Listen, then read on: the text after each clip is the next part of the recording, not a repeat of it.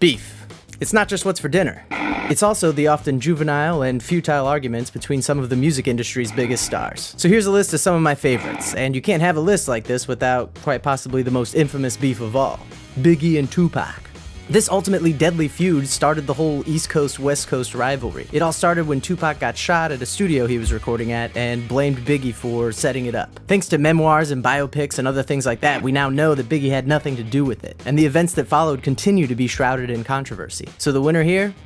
Nobody. We lost two pretty talented dudes that hadn't even turned 26 yet and had already changed the game. But if I gotta give it to somebody, I'm gonna give it to Tupac for his hologram performance back at Coachella a few years ago. How about Elton John versus Madonna? This one started when Elton John found out that Madonna would be performing the Super Bowl halftime show.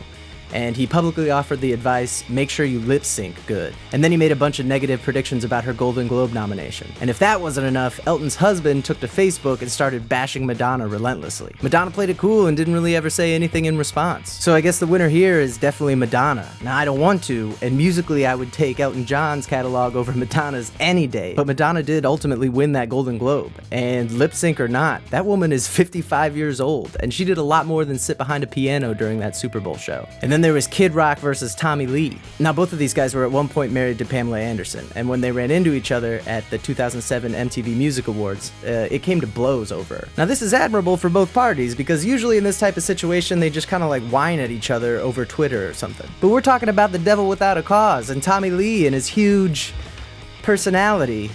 These guys have since made up, and neither one of them's with Pamela, and they've even played a few shows together. The winner here?